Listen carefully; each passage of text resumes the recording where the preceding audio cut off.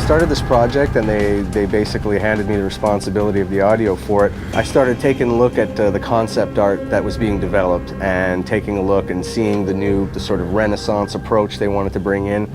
And it became obvious pretty early on that this was the type of game that was a story-driven game.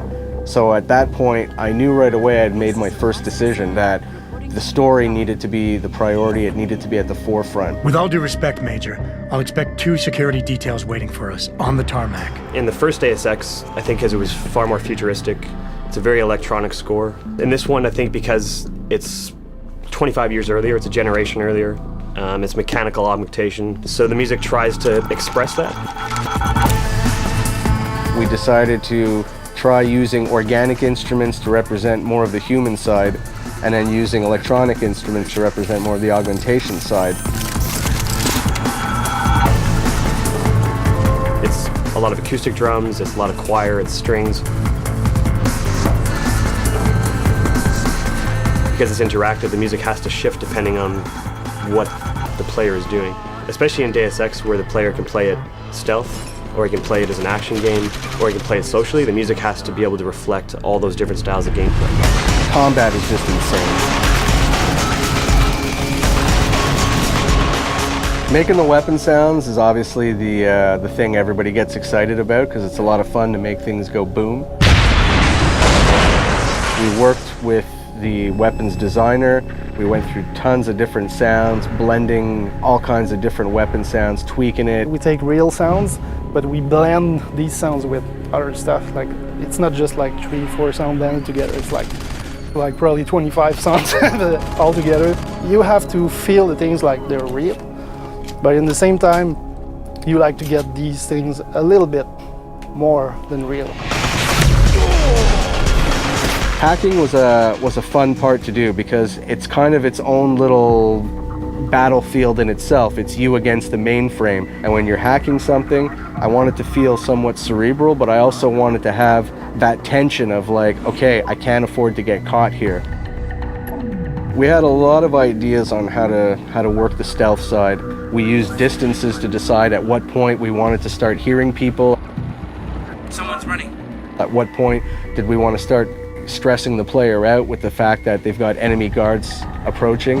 And in the end, I think we found a recipe that worked really well and creates a really cool experience. We know someone's here. Keep looking. It's a heavy game, it's dense, there's a lot of story, there's a lot of conspiracy, there's a lot of characters in the game. That means the emphasis needs to be put on the people telling the story, and in this case, the actors. It is a time of great innovation, technological advancement. The thing about playing Adam Jensen is tricky because as an actor, when you play anything like film, television, or stage, what you do is you justify everything the character does. You have to. I found your attack dog in the factoring labs.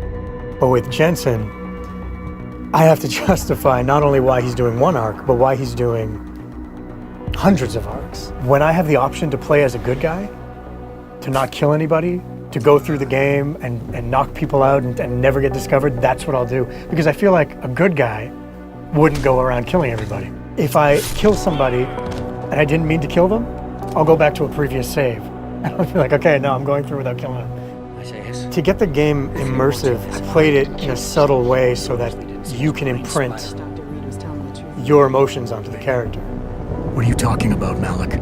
What we needed was not so much music as it was more emotional support for the story. So whatever environment we're in, if we're in Detroit or we're in Shanghai, is trying to bring elements of that environment into the music. Street musicians that you may hear walking down the street are all incorporated into the score as well. You have to give a special color to the game. You have to get the vibe of that city. It's not just ambience. We've also got sounds being triggered at different intervals as you walk because that's what makes it feel realistic. Hearing a window break in the distance as you walked a certain path. And what's cool is when you walk back the same way, it's not going to be the same sound. It's not baked in. We've got something else cooked up. I don't have no freaking sponsors. Now you're sitting there going, okay, well, this feels like it's adapting to what I'm doing in the game. And ultimately, that's the illusion you want to create.